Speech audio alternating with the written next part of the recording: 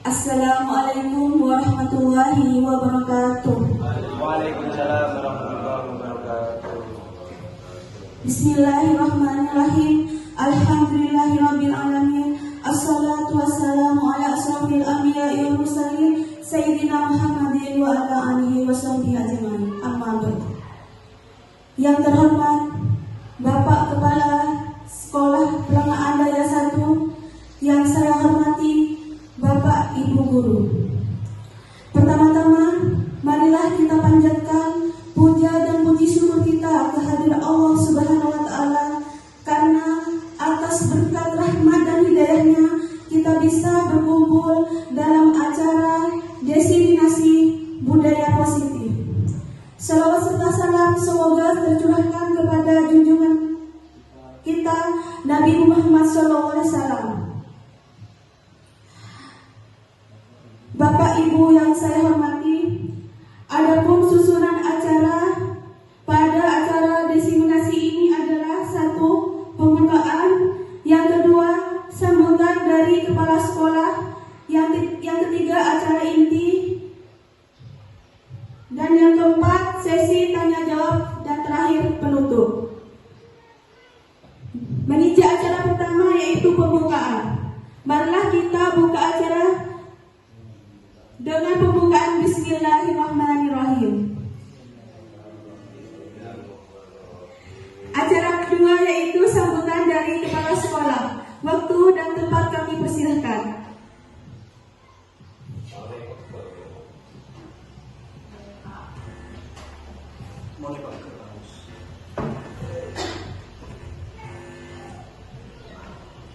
Assalamualaikum warahmatullahi wabarakatuh. Bismillahirrahmanirrahim. Alhamdulillahirabbil alamin. Wa bihi nasta'inu ala umuri dunya waddin. Assalatu wassalamu ala asrofil anbiya'i wal mursalin sayyidi Muhammadin wa ala alihi wa sahbihi wa tabi'in ajmain. Rabbi shrah li sadri wa yassir li amri wahlul 'uqdatam min lisani yafqahu qawli. Yang saya hormati Bapak, Ibu, teman sejawat, yang saya hormati wabil khusus Bapak Arif SPD, beliau selaku calon guru penggerak angkatan 9. Adapun acara hari ini atau di siang hari ini yaitu masalah diseminasi modul 1.4 budaya positif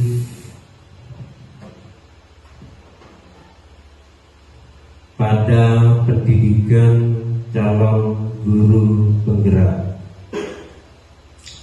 Namun sebelumnya kami selaku Kepala SDN Pelangaan Daya 1 akan memberikan gambaran apa yang dimaksud dengan diseminasi budaya positif.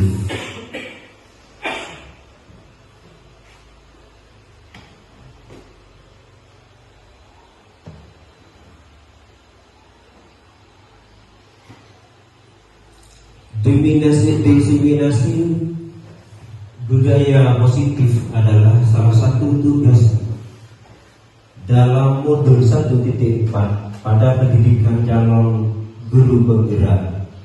Materi yang disampaikan antara lain perubahan paradigma teori kontrol, disiplin positif, kebutuhan dasar manusia, keyakinan kelas, dan segitiga institusi. Adapun tujuan daripada diseminasi adalah kegiatan diseminasi bertujuan untuk menyebarkan informasi dan pengetahuan secara efektif kepada masyarakat dengan cara yang mudah dipahami dan relevan dengan kebutuhan mereka.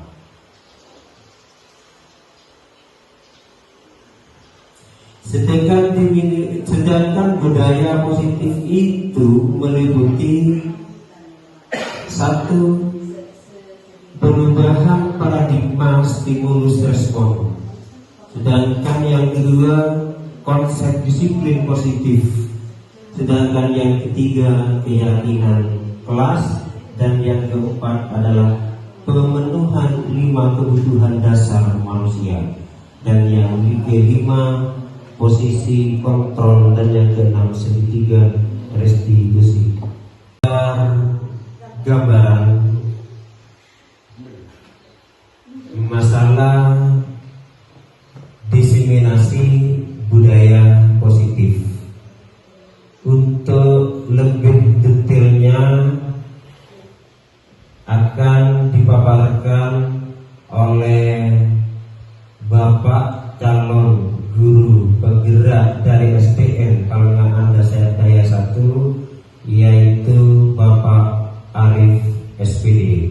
Kepada beliau waktu dipersilahkan.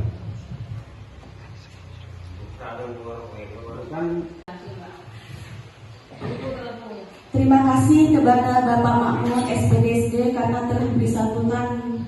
Semoga apa yang disampaikan beliau bermanfaat untuk kita. Amin. Acara selanjutnya itu acara inti yang akan disampaikan oleh Bapak Arif.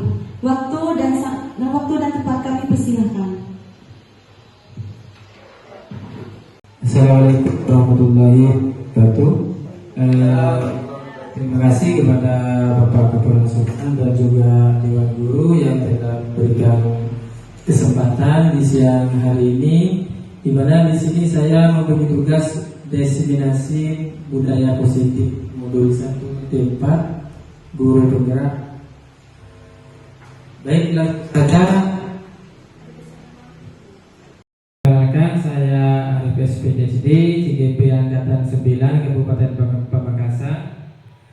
Di sini saya akan memperkenalkan fasilitator saya, Dr. Andes Saiful Amin MPD dari Jombang, dan pengajar praktik saya adalah Bapak Abdul Rahim SPD, Kepala Sekolah SDN Pelumpungan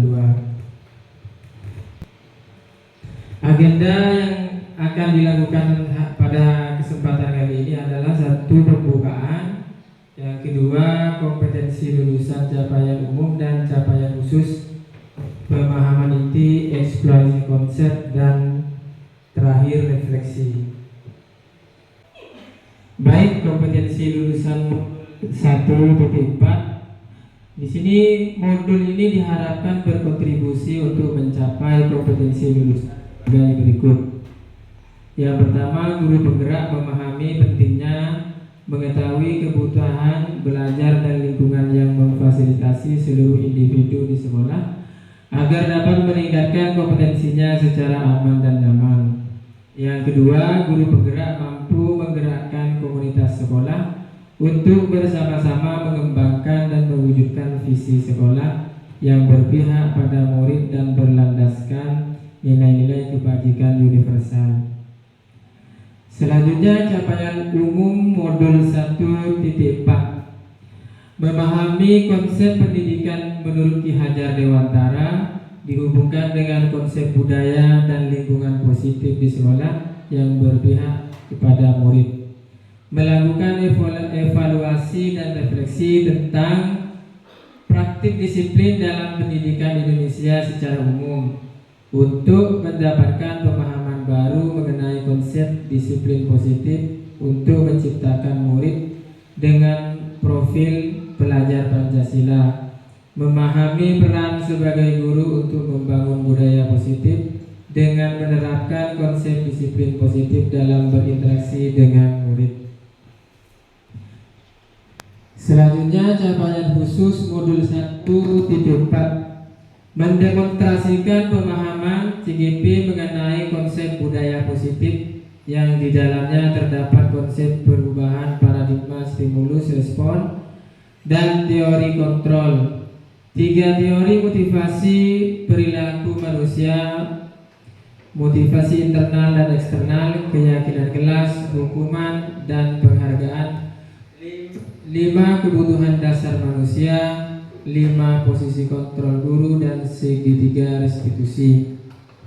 Menerapkan strategi disiplin positif yang memerdekakan murid untuk mencapai ekosistem sekolah aman dan berpihak pada anak. Menyusun langkah-langkah dan strategi aksi nyata yang efektif dalam mewujudkan kolaborasi dengan seluruh pemangku kepentingan sekolah agar tercipta budaya positif yang dapat mengembangkan karakter murid. Bersikap reflektif dan kritis terhadap budaya di sekolah dan senantiasa mengembangkannya sesuai kebutuhan sosial dan emosional murid. Bapak Ibu, di sini saya punya pertanyaan pemantik. Setuju atau setuju, tidak setuju Bapak Ibu? Di mana pertanyaan pemantik ini akan terjawab sendiri di akhir sesi. Yang nomor 1, hukuman dapat mendisiplinkan anak.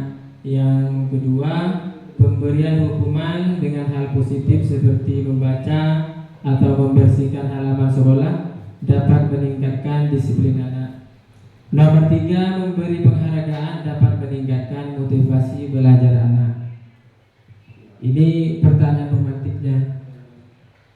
Topik dalam eksplorasi konsep yang nomor 1, disiplin positif dan nilai-nilai kebajikan universal. 2, teori motivasi, hukuman dan penghargaan restitusi. Nomor 3, keyakinan kelas. Nomor 4, kebutuhan dasar manusia dan dunia berkualitas. Nomor 5, restitusi. 5, posisi kontrol. 6, restitusi segitiga restitusi.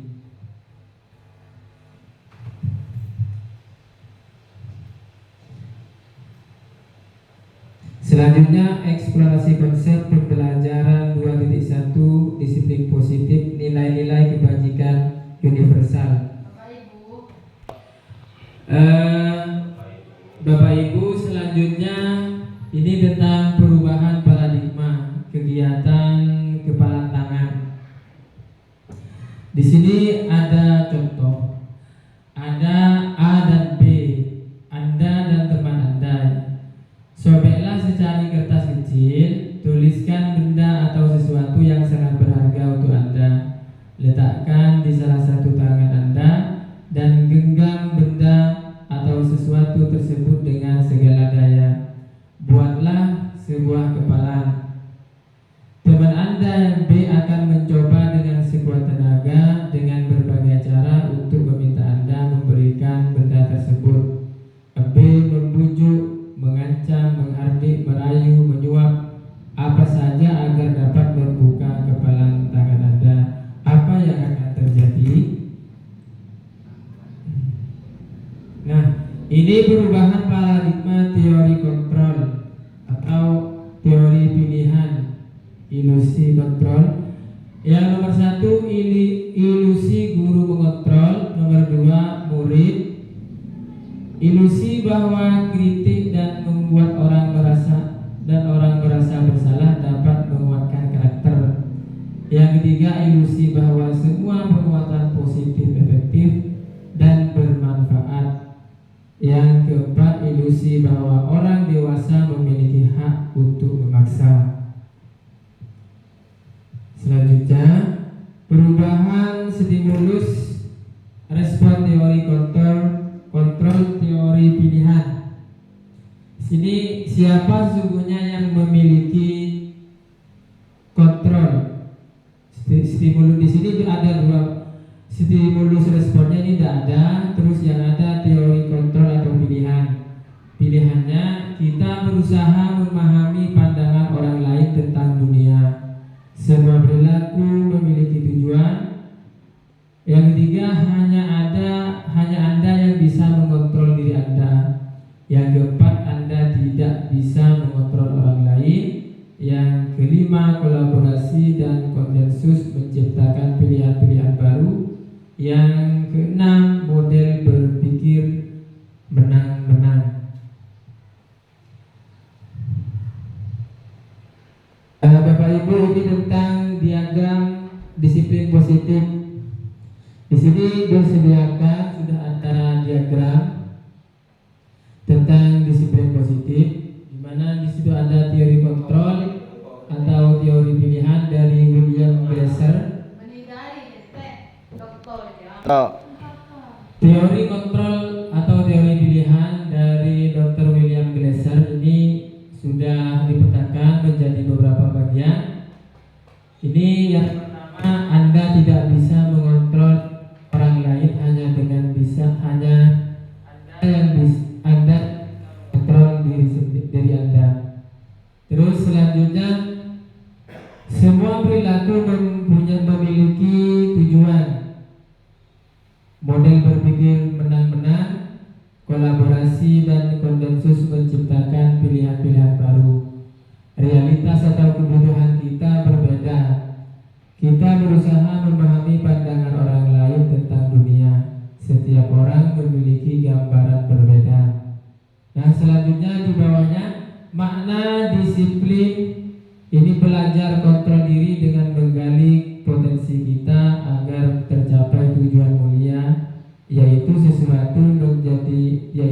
sesuatu menjadi seseorang yang kita inginkan berdasarkan nilai-nilai yang kita hargai. Sini semua perilaku memiliki tujuan. Ini dipecah lagi menjadi teori motivasi. Terus model berpikir menang-menang dan kolaborasi dipecah menjadi 5 posisi kontrol.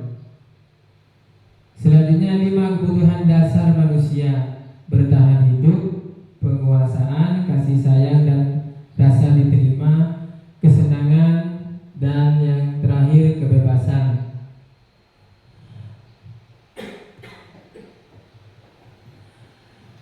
Satu, untuk menghindari hukuman. Di sini ada motivasi ya. Motivasi itu dibagi 2, ada motivasi ekstrinsik dan motivasi intrinsik. Di mana motivasi ekstrinsik ini 1 untuk menghindari hukuman, 2 untuk mendapatkan imbalan. Motivasi intrinsik yang nomor 3 ini untuk menghargai diri sendiri. Terus nilai kebajikan universal, keyakinan kelas. Di mana keyakinan kelas itu ada 3 ya, ada 3. Nanti dibagi lagi. Yang dimaksud keyakinan kelas ini adalah peraturan yang disepakati dalam satu kelas. Misalnya, salah satu contoh misalnya kalau terlambat nanti berdiri atau menyanyikan lagu kebangsaan, itu termasuk keyakinan kelas. Segitiga restitusi adalah menstabilkan identitas, validasi kebutuhan, menenangkan keyakinan. Di mana menstabilkan identitas ini ketika anak bersalah, kita menanyakan dengan pelan-pelan, jangan langsung dimarahi. Terus kenapa dia itu terlambat, atau menanyakan keyakinannya, mengapa dia itu terlambat datang sekolah setiap hari, itu ditanyakan dengan baik-baik. Dan untuk selanjutnya, apa makna disiplin? Disiplin berasal dari bahasa Latin disiplin, yang artinya belajar. Makna asal dari kata ini berkonotasi dengan disiplin diri dari murid-murid Sokrates dan Plato. Disiplin diri membuat orang menggali potensi menuju sebuah tujuan apa yang dia hargai. Namun dalam budaya kita, makna kata disiplin telah berubah menjadi sesuatu yang dilakukan seseorang pada orang lain untuk mendapatkan kepatuhan. Kecenderungan umum adalah menghubungkan kata disiplin dengan ketidaknyamanan, bukan dengan apa yang kita hargai atau pencapaian suatu tujuan. Selanjutnya, nilai-nilai kebajikan universal. Nilai-nilai kebajikan universal ini adalah sifat positif manusia yang merupakan tujuan mulia yang ingin dicapai setiap individu. Nilai-nilai tersebut bersifat universal lintas bahasa, suku bangsa, agama maupun latar belakang. Setiap perilaku perbuatan memiliki suatu tujuan. Dr. William Glasser pada teori kontrol itu tahun 1984 dengan mengaitkan nilai-nilai kebajikan yang diyakini seseorang, maka motivasi intrinsiknya akan terbangun sehingga menggerakkan motivasi dari dalam untuk dapat mencapai tujuan mulia yang diinginkan. Diane Goshen. Nilai-nilai kebajikan yang ingin dicapai oleh setiap anak Indonesia kita kenal dengan profil pelajar Pancasila. Yang pertama, beriman, bertakwa kepada Tuhan Yang Maha Esa dan berakhlak mulia. Yang kedua, mandiri. Tiga, bernalar kritis. Empat, berkebinekaan global. Yang kelima, bergotong royong. Yang keenam, kreatif. Eksplorasi konsep. Ini pembelajaran 2.2 teori motivasi hukuman dan penghargaan restitusi. Teori motivasi perilaku manusia. Untuk menghindari ketidaknyamanan atau hukuman, apa yang akan terjadi apabila kita melakukannya. Ini termasuk motivasi eksternal. Yang kedua, untuk mendapatkan imbalan dari orang lain atau institusi, apa yang akan saya dapatkan apabila saya melakukannya. Ini termasuk motivasi eksternal. Yang nomor 3, untuk menghargai diri sendiri, saya akan menjadi orang seperti apa bila saya melakukannya. Ini termasuk motivasi internal atau merupakan tujuan dari disiplin positif. Ini tentang tindakan guru. Menurut Bapak Ibu, dari ini ada sebuah pertanyaan, suatu kasus atau tindakan. Ini dari nomor 1, 2, 3, 4, 5, 6, 7 ini nanti saya akan membuka sesi tanya jawab. Yang nomor 1, mencatat 100 kali di dalam buku kalimat "saya tidak akan terlambat lagi karena terlambat ke sekolah". Menurut Bapak Safi, ini termasuk hukuman atau konsekuensi, Pak? Hukuman. Baik. Nah, lari mengelilingi lapangan basket 2 kali karena terlambat hadir di sekolah, ini menurut Bu Ningsi ini masuk hukuman atau konsekuensi? Hukuman. Terus murid diminta untuk push up 15 kali karena tidak menggunakan masker ke sekolah. Untuk Bu Putri ini termasuk hukuman atau konsekuensi, Bu? Hukuman. Menggantikan kertas tugas teman yang telah dicoret-coret, menurut Bu ini termasuk hukuman atau konsekuensi, Bu? Konsekuensi. Terus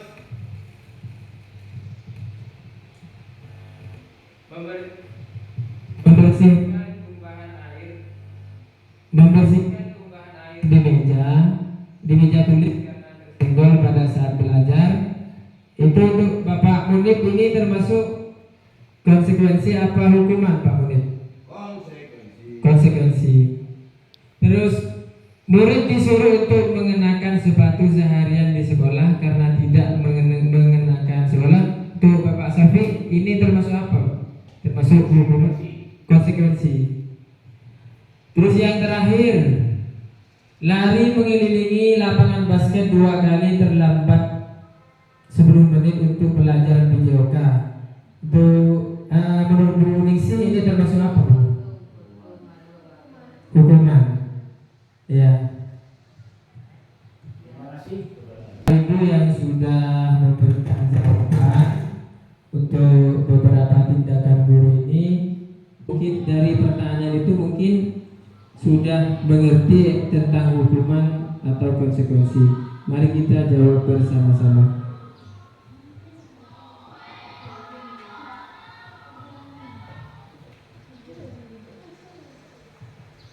Jadi ini yang nomor 1 tadi, mencatat 10 kali dalam buku kalimat saya tidak akan terlambat lagi karena terlambat ke sekolah, itu termasuk hukuman. Lari mengelilingi lapangan basket 2 kali karena terlambat hadir di sekolah termasuk hukuman.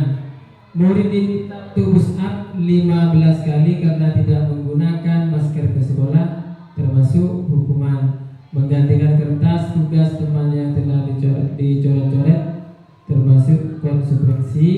Membersihkan tumpahan air di meja tulis karena tersenggol pada alat belajar termasuk konsekuensi. Murid disuruh untuk tidak mengenakan sepatu seharian di sekolah karena tidak mengenakan sepatu hitam termasuk hukuman. Lari mengelilingi lapangan basket 2 kali karena terlambat 10 menit pelajaran termasuk konsekuensi. Selanjutnya perbedaan hukuman dan konsekuensi. Ini ada perbedaan. Keduanya, hukuman sesuatu yang menyakitkan harus terjadi. Ini hukuman. Konsekuensi adalah sesuatu yang harus terjadi. Yang kedua, membuat anak sakit fisik maupun hati untuk jangka waktu lama. Konsekuensi adalah membuat anak merasa tidak nyaman dan dalam jangka waktu pendek. Hukuman, anak membenci kedisiplinan, konsekuensinya anak menghargai disiplin. Hukuman, paksaan, sedangkan konsekuensi adalah stimulus tanggapan. Hukuman mendorong anak menyakiti diri sendiri, konsekuensi mendorong anak agar mudah menyesuaikan diri. Konsekuensi diri yang buruk, terus konsekuensi konsep diri yang baik. Hukuman, anak belajar untuk menyembunyikan kesalahan, konsekuensi anak belajar untuk mematuhi peraturan. Hukuman, marah, rasa bersalah, dipermalukan, merasa tak dihargai. Konsekuensi kehilangan hak, dibuat tidak nyaman, diasingkan untuk sementara atau terpot. Restitusi adalah proses menciptakan kondisi bagi murid untuk memperbaiki kesalahan mereka sehingga mereka bisa kembali kepada kelompok mereka dengan karakter yang lebih kuat. Restitusi juga merupakan proses kolaboratif yang mengajarkan murid untuk mencari solusi untuk masalah mereka dan membantu murid berpikir tentang orang seperti apa yang mereka ingin menjadi tujuan mulia dan bagaimana mereka harus memperlakukan orang lain. Identitas gagal dan identitas sukses, gagal dan sukses. Di slide ini ada identitas gagal, hukuman. Identitas sukses itu terdiri dari ada disiplin, konsekuensi dan restitusi. Hukuman, sesuatu yang menyakitkan harus terjadi. Konsekuensi, sesuatu harus terjadi. Restitusi merupakan pilihan. Hukuman, tidak nyaman untuk murid atau anak untuk jangka waktu panjang. Konsekuensi, tidak nyaman untuk murid atau anak untuk jangka waktu pendek. Mengaitkan untuk murid, menguatkan untuk murid atau anak dalam jangka waktu panjang. Korban mendapatkan keadilan, korban bisa diabaikan, korban mendapatkan ganti. Hukuman perilaku pasif agresif meningkat. Sesuai konsekuensinya, perbuatan hanya bertahan dalam jangka waktu pendek, masa yang diidentifikasikan berdampak negatif. Sedangkan konsekuensi adalah identitas sukses yang berdampak netral. Restitusi adalah identitas yang berdampak positif. Dengan ciri-ciri restitusi, nomor satu, bukan untuk menebus kesalahan, namun untuk belajar dari kesalahan. Nomor dua, memperbaiki hubungan. Tiga, tawanan bukan paksaan. Nomor lima, restitusi menuntut untuk melihat ke dalam diri. Nomor lima, restitusi mencari kebutuhan dasar yang mendasari tindakan. 6, restitusi diri adalah cara yang paling baik. 7, restitusi fokus pada karakter bukan tindakan. 8, restitusi fokus pada solusi. 9, restitusi mengembalikan murid yang berbuat salah pada kelompoknya. Eksplorasi konsep keyakinan kelas.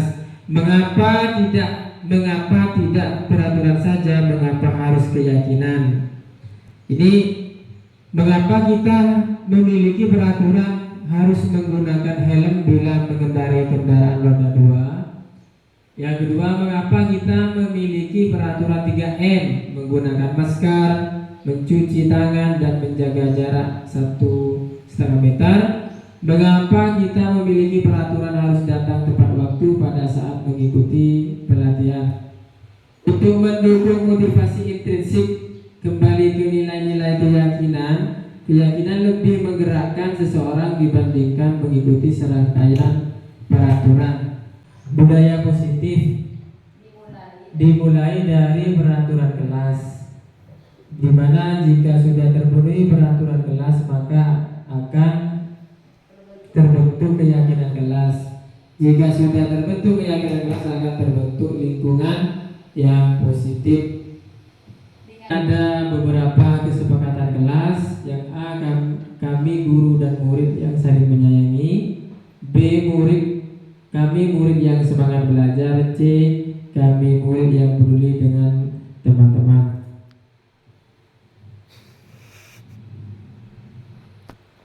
Kegiatan pendalaman keyakinan kelas, tabel T dan Y. Tentu di sini ada peraturan, silakan disimak dan dijawab nanti. Ini termasuk keyakinan kelas yang mana? Silakan, saya beri waktu 2 menit. Terbentuk tanggung jawab menghormati orang lain, berkomitmen, keselamatan, menghormati orang lain, kesehatan, menghormati orang lain, bersabar. Baik Bapak Ibu, selanjutnya adalah eksplorasi konsep pembelajaran 4, kebutuhan dasar manusia dan dunia berkualitas.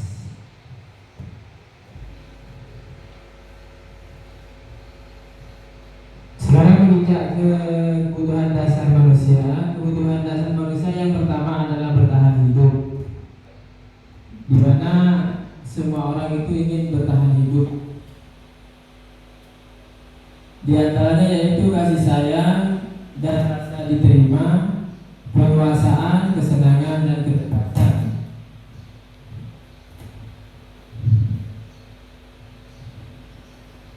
Eksplorasi konsep.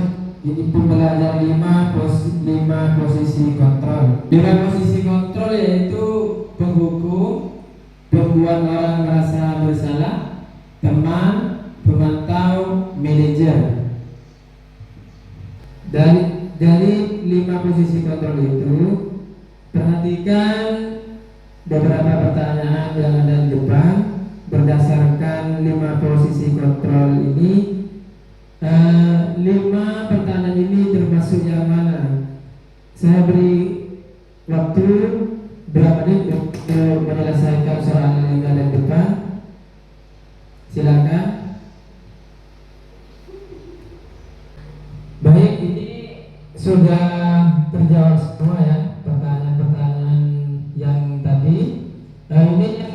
satu dijawab oleh Bapak Iwan.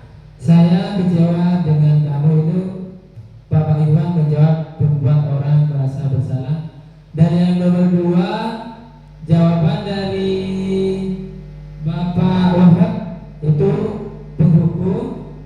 Dan yang nomor tiga, jawaban dari Ibu In adalah teman. Dan yang nomor empat, jawaban dari Bapak Faisal pemantau. Jawaban nomor lima itu jawaban dari Bapak Iwan kembali, yaitu sebagai manajer. Dan jawaban nomor 6 dari Bapak Wahab juga sebagai penghukum. Baik, selanjutnya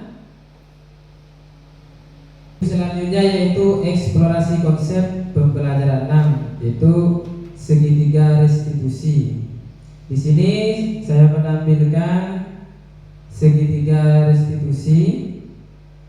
Yang mana segitiga restitusi itu yang pertama adalah menstabilkan identitas, yang kedua validasi kebutuhan, dan yang ketiga menanyakan keyakinan.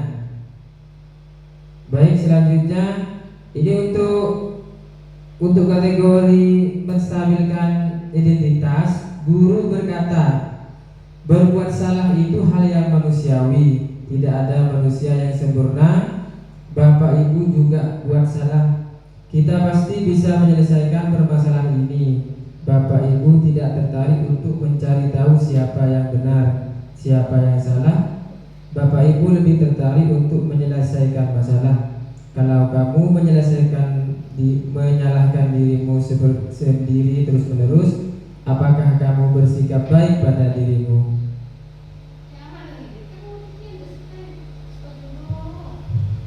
Validasi kebutuhan, guru berkata, kamu bisa saja kan melakukan hal yang lebih buruk, tapi kamu tidak melakukannya kan? Kamu pasti punya alasan mengapa melakukannya. Apa yang penting bagi kamu, kamu boleh tetap berusaha menjaga sikap itu, tapi tambahkan sikap yang lain, yang baru.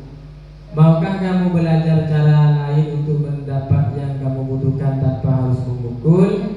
Apakah kamu bisa melakukan dengan lebih baik besok lagi? Dan yang ketiga adalah menanyakan keyakinan. Apa nilai yang kita percaya di kelas atau sekolah kita? Nilai-nilai universal apa yang telah kita sepakati? Kelas yang ideal itu seperti apa? Kamu ingin jadi anak seperti apa? Apa yang kamu rasakan ketika kamu melakukan itu? Kamu menjadi orang yang seperti apa? Jadi ini adalah segitiga restitusi, yaitu ketika ada masalah, insya Allah dengan adanya segitiga restitusi ini kita bisa menyelesaikan masalah yang berhubungan dengan murid. Baiklah Bapak Ibu, ini adalah intervensi 30 detik. Silakan Bapak Ibu baca dengan seksama dan pelan-pelan tanpa terburu-buru. Silakan baca intervensi 30 detik ini. Silakan Bapak. Baiklah Bapak Ibu, saya ucapkan terima kasih telah membaca intervensi 30 detik yang ada di depan. Semoga Bapak Ibu dapat memahami. Dan selanjutnya refleksi yang nomor 1, hal baru apa yang mengubah paradigma saya yang saya dapatkan. Nomor 2, perasaan apa yang muncul selama mengikuti sesi ini, khususnya mengenai makna disiplin dan motivasi intrinsik. Nomor 3, peran Amung seperti apakah yang saya telah lakukan. Sedangkan peran Amung seperti apakah yang saya telah lakukan selama mengikuti modul ini. Saya akan menjadi Amung yang seperti apakah setelah mengikuti modul ini. Baik Bapak Ibu, saya ucapkan terima kasih yang sebesar-besarnya. Setelah membaca refleksi ini, saya harapkan Bapak Ibu dapat mengambil hikmah dan menjawab apa yang ada di refleksi ini. Coba untuk refleksi nomor 1, Bapak Wahab, silakan jawaban Anda.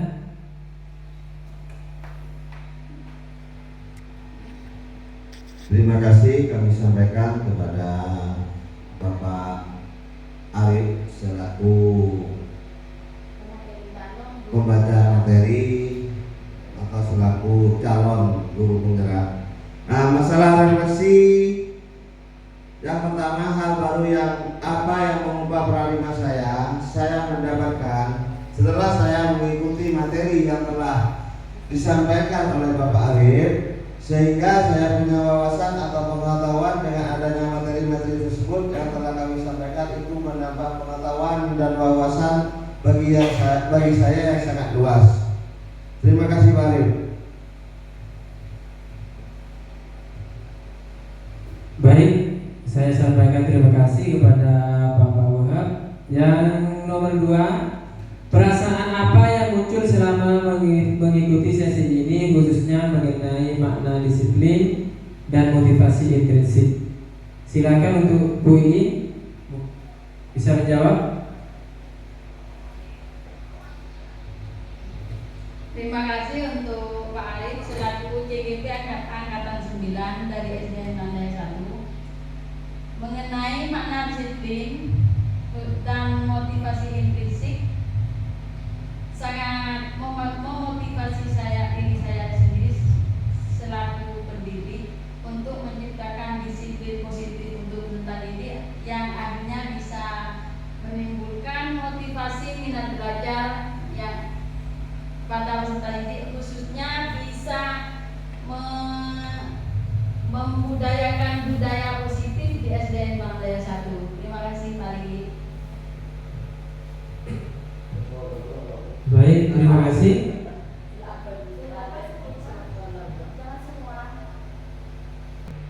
Terima kasih Bapak Ibu yang telah sudi mengikuti diseminasi ini. Saya ucapkan banyak terima kasih.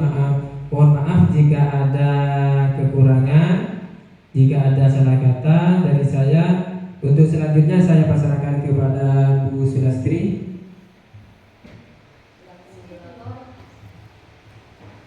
Yang telah menyampaikan diseminasi budaya positif, di mana budaya positif ini diantaranya 1 budaya perubahan paradigma stimulasi, 2 konsep disiplin positif, 3 keyakinan kelas, 4 pemenuhan 5 kebutuhan, 5 posisi kontrol dan segitiga restitusi, di mana semua ini adalah bertujuan untuk membangun budaya positif di sekolah, intinya menumbuhkan karakter anak menjadi lebih baik. Demikian acara demi acara sudah dilalui bersama. Semoga apa yang disampaikan oleh pemateri bermanfaat bagi kita semua. Amin. Assalamualaikum warahmatullahi wabarakatuh.